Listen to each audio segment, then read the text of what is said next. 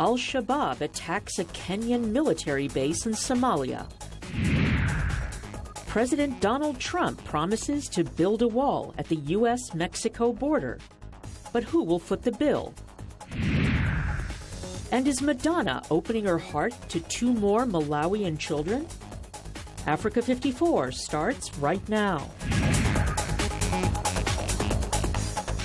Good evening and welcome. I'm Vincent Makori. This is Africa 54. We begin in East Africa, where there are conflicting reports over the number of people killed Friday in a dawn attack by the terrorist group Al-Shabaab on a military base in Somalia. Al-Shabaab says its fighters killed at least 51 Kenyan troops when they attacked a remote facility in the southern town of Kolbio. But a Kenyan military spokesman is dismissing the report, and instead he says scores of militants were killed in the fighting. Al-Shabaab says it lost fighters but did not give numbers. Kenyan military spokesman Lieutenant Colonel Paul Njuguna denied the claim that Al-Shabaab had killed dozens of its soldiers but did not give any casualty figures. He says Al-Shabaab attackers used a vehicle packed with explosives to try to blast their way into the camp of the Kenyan Defense Forces, but KDF soldiers repelled the attacks. Now, for more on Friday's attack in Somalia, I'm joined by VOA senior editor Arun Maruf. Arun, welcome once again. Thank you. Now, first, Al-Shabaab, we have to say, has kind of upped their game in the last 2 weeks or so. What has changed? What has changed is that because their focus is on Somalia, there are presidential elections coming up. There is a change in leadership in the United States. Al-Shabaab always, like any other militant organization, wants to capture the attention of the international community to show that it is potential that it can reach far away from Somalia.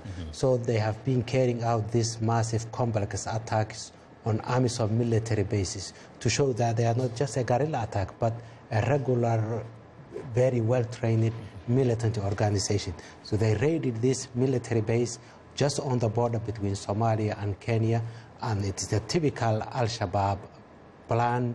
They used vehicle-borne improvised explosive devices, and then they sent their infantry attackers into the base.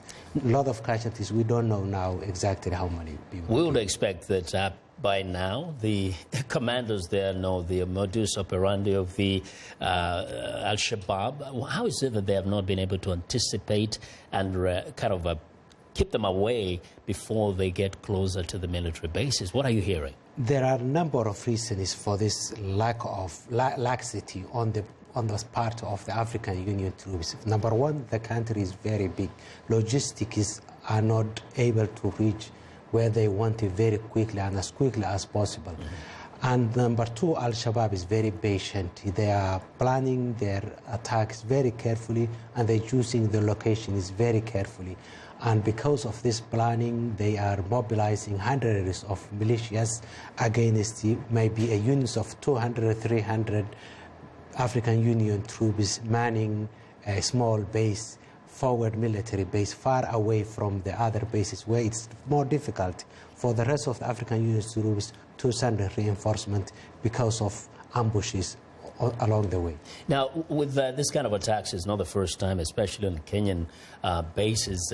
Does it seem to create the impression that the Kenyans have particularly suffered more casualties than the other members of the AMISOM?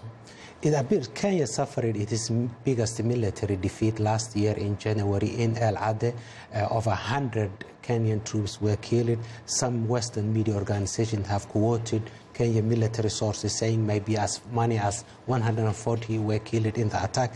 But so far, Kenya has been very less transparent on the number of casualties it suffered.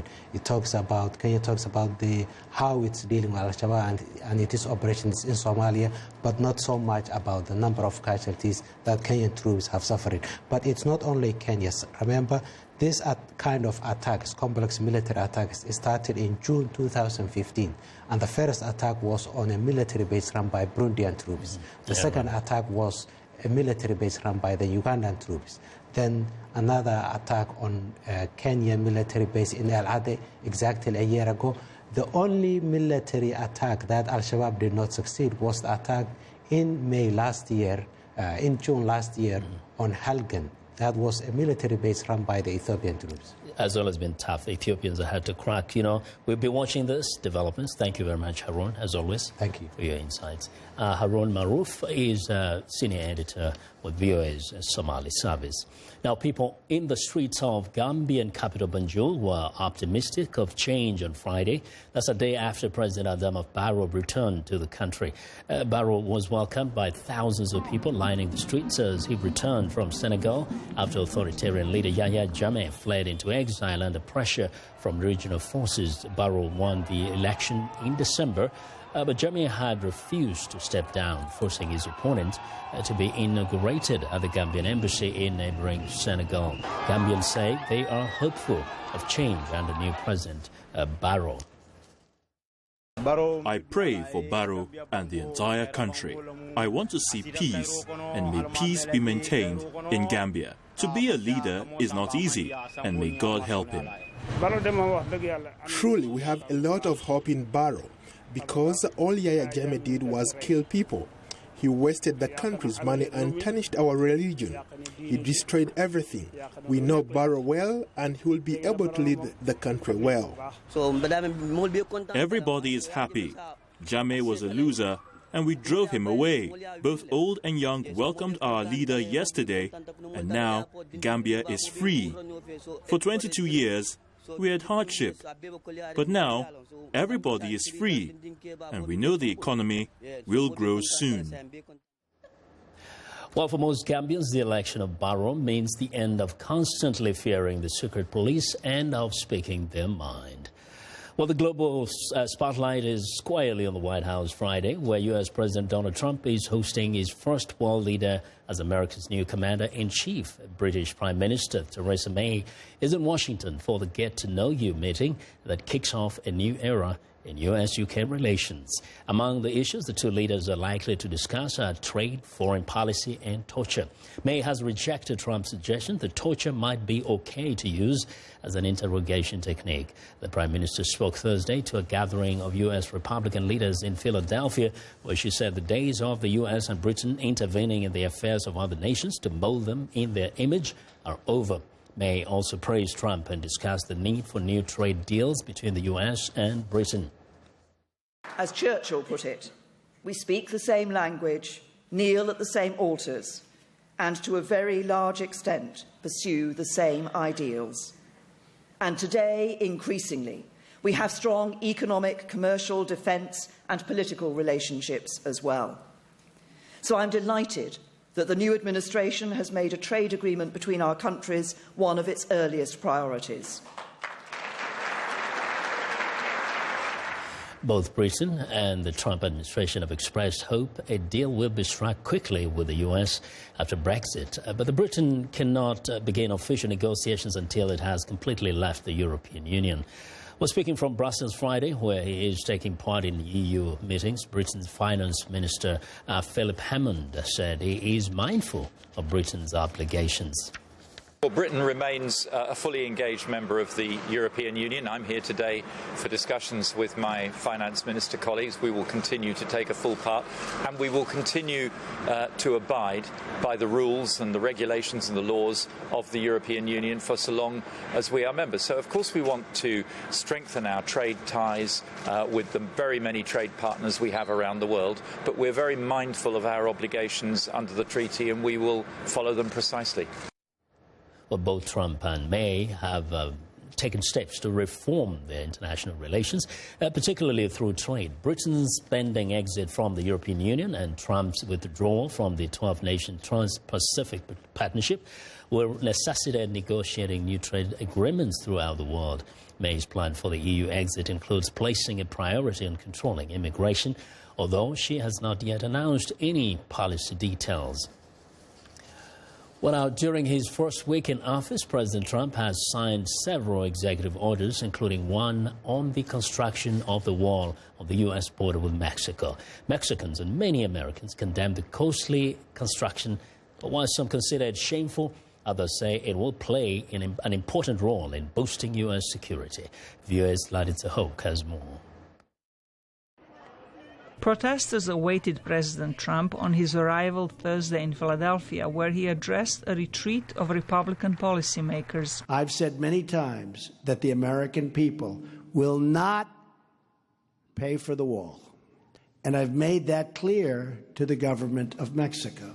Mexico. Trump's remarks came after Mexican President Enrique Peña Nieto firmly rejected any suggestion that Mexico would pay for the wall.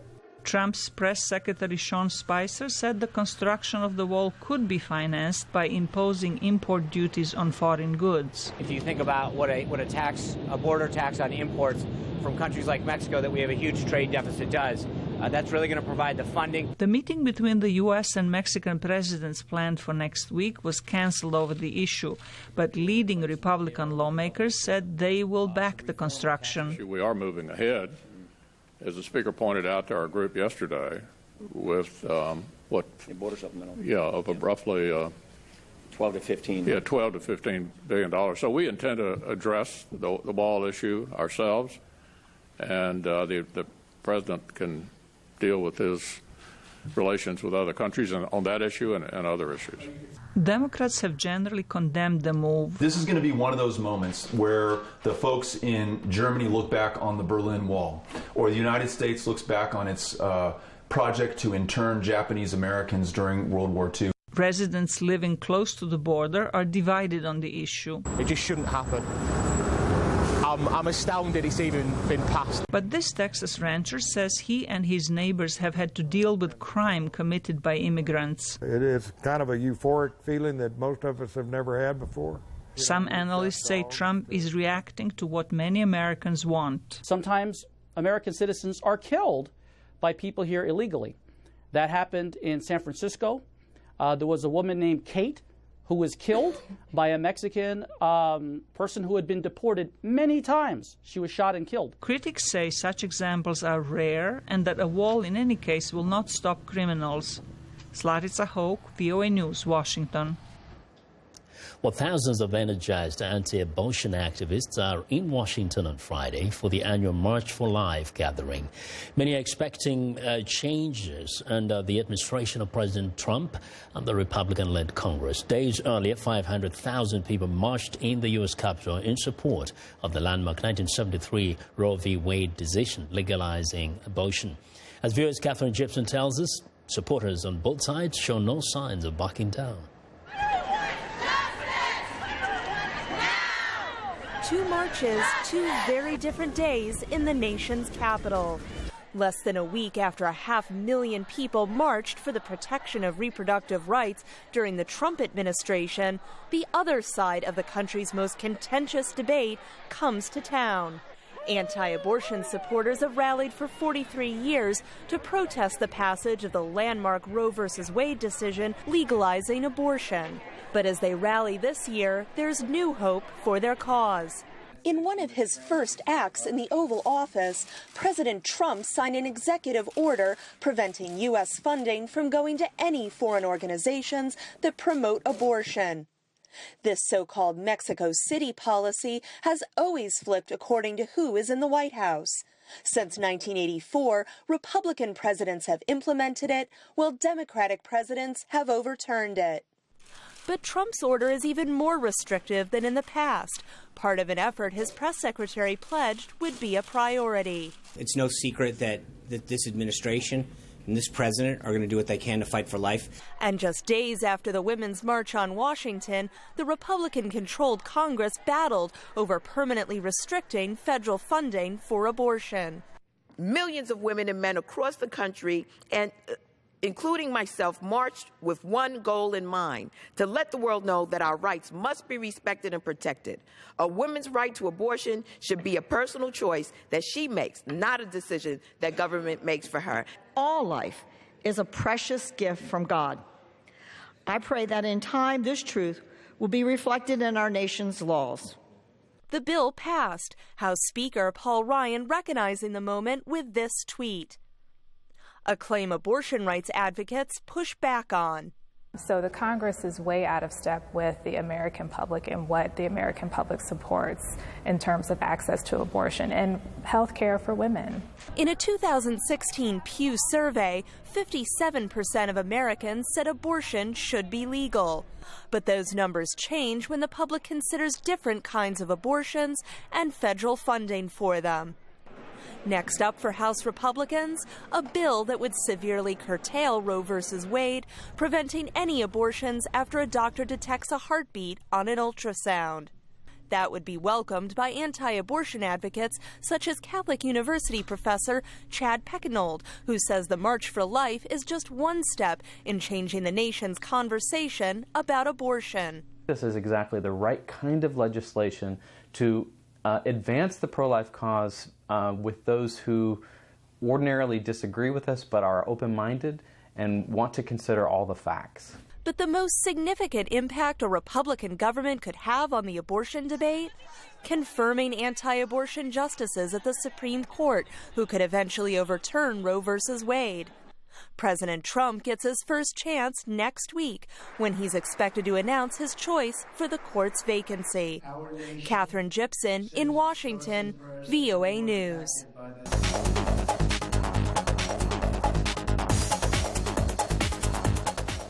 Well, in Friday's business report, the 2016 Corruption Perceptions Index has been released, and there are pockets of improvement in Africa. This is what the results mean for institutional investment across the continent. Africa 54 business correspondent Jill Malandrino has more from the NASDAQ in New York.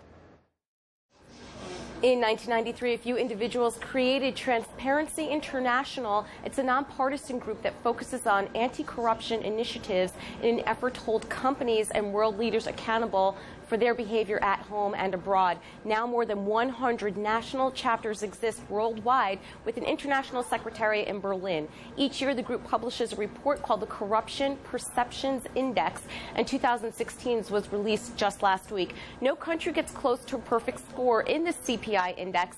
Africa's average CPI score remains 11 points below the global average and has seen no improvement over the past year. In fact, the average appears to have plateaued since 2012.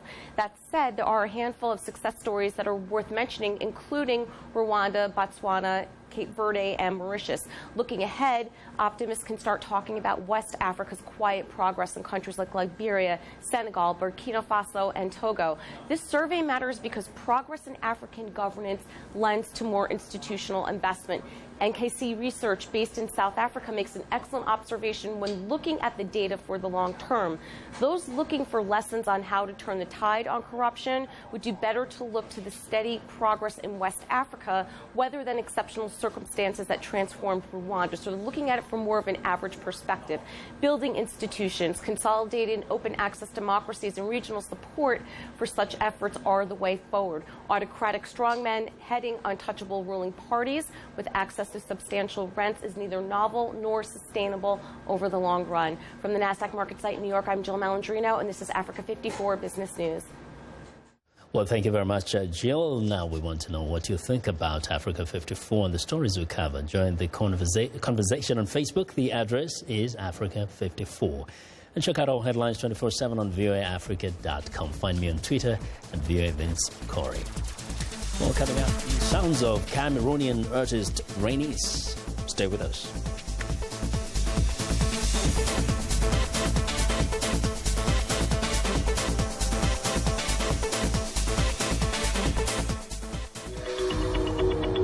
I'm Milar Sega. I'm the host of VOA's The Correspondents, a roundup of the world's top stories with analysis from our dedicated reporters. It's really a conversation the same way that you would bring a friend to your home and ask them what's going on.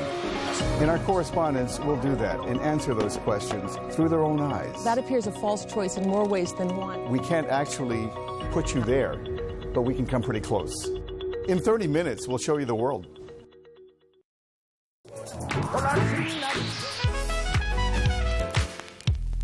Hamilton Live is a live audience performance. With live music, you have that interaction. There's nothing like getting that immediate feedback from the folks that you're performing to. they feel it and they respond back to you. You see it in their eyes. You know that you're connecting with them. Like, if any form of communication, it's that response that you get back.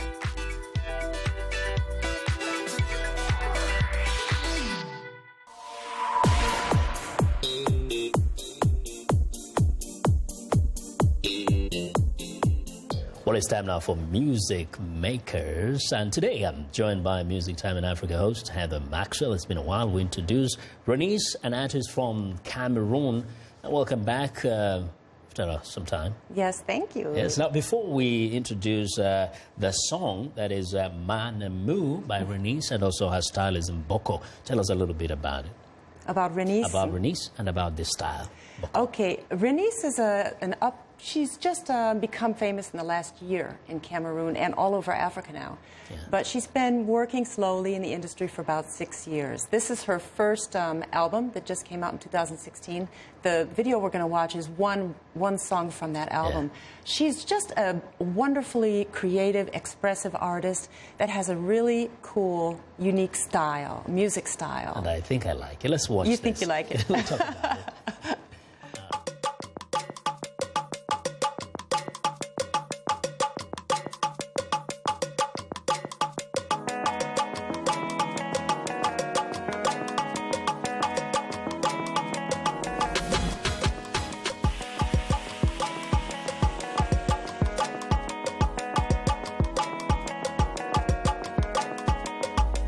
Je te donnerai mon amour infini. Tu mérites mon amour infini. Quand je suis malade, tu me soignes, oh bébé. Bébé, tiens ma main, bébé, marche avec moi. Makongo wakonju, makongo wakonja. Magami ambo winganga, ningi ningi ningi ningi ningi. Makongo wakonju, makongo wakonja. Magami ambo winganga, ningi ningi. Je te donnerai mon amour infini. Tu mérites mon amour infini. Quand je suis malade, tu me soignes, oh bébé. Bébé, tiens ma main, bébé, marche avec moi.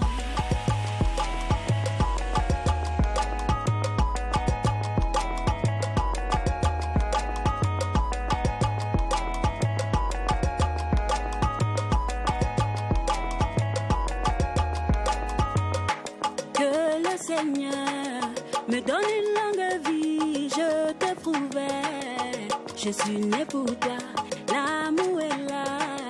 Mon amour est fini, je pleure les larmes de joie. Les larmes de joie. Les larmes de joie. Les larmes de joie. Makongo wakonju, makongo wakonja, magami ambo winganga, ningi ningi ningi ningi ningi, makongo wakonju. Lovely, lovely. Now, very quickly, if you can just tell us what she's singing about. It's in French and some other languages. Yeah, it's in French mostly, but she's singing about how much she loves her husband. Yeah. But she loves him and she's crying these larmes d'amour, these cries of love, but she's in pain too.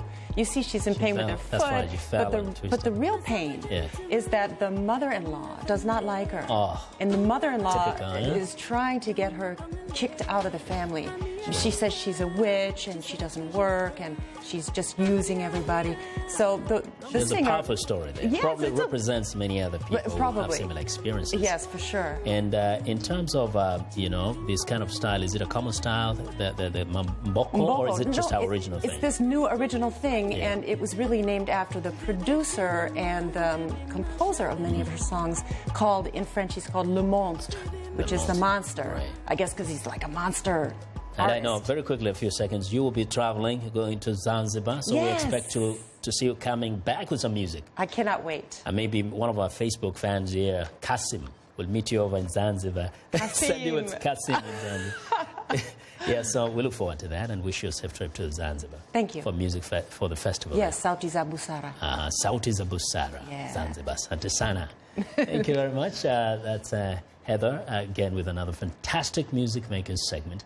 Now, to learn more about Heather Maxwell and her VOA radio show, visit Facebook and type in the keywords Music Time in Africa. And you can see what time our program can be heard in your area and get more information about some of our featured artists. Well, it's time now for a short break. Still to come on Africa 54. Is she or isn't she? Madonna says no, while the government of Malawi says yes. We'll be right back.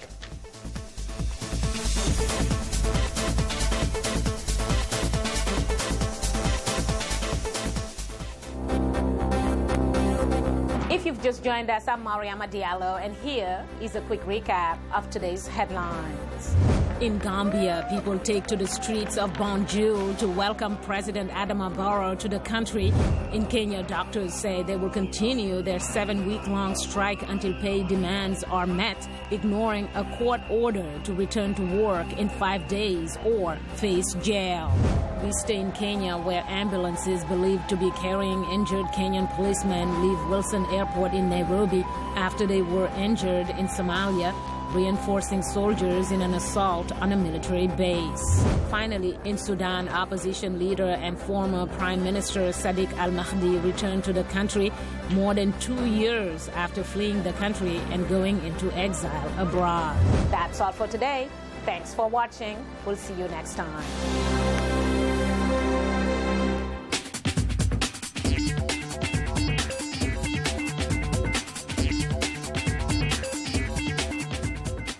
Welcome back to Africa 54. Here's what's trending. Technology that allows you to make music by dancing and giant inflatable body balls are some of the highlights of this year's London Toy Fair. This isn't dancing to music. This is creating music by dancing. Now, the Beat Move system from Japan uses electronic bracelets, which can be worn on the wrists and ankles. Now, the bracelets respond to a user's movements, and with pre-programmed sounds and instruments in the app, the dancing creates the soundtrack. If Beat Move seems like it requires a bit too much skill, then how about strapping yourself inside a giant inflatable and turning yourself into a human pinball? Well, next up, will she or won't she? Pop superstar Madonna is denying reports she has applied to adopt 2 more children. From where? From Malawi, of course. However, Malawi's judiciary spokesperson, Lenga Mvula, says the country's high court heard a request from Madonna to adopt 2 children on Wednesday and will rule on the matter in 3 weeks. Madonna is mother to 2 Malawian children, son David Banda, 11, who she adopted in 2006, and daughter Mercy James, 11 also, who she adopted in 2009. Well, and finally, Los Angeles, California is undergoing a culinary revolution with a number of world-class restaurants opening, especially in the downtown area. A hip vibe is now being created, and many of the restaurants are refurbishing historic buildings to make the experience special. The dining metamorphosis is happening alongside the construction of new hotels, office space, retail space, and cultural spots. In the past year, Los Angeles welcomed over 47 million visitors, breaking visitation records for the 6th consecutive year. That's according to the Los Angeles Tourism and Convention Board. And that is it. Have a good night.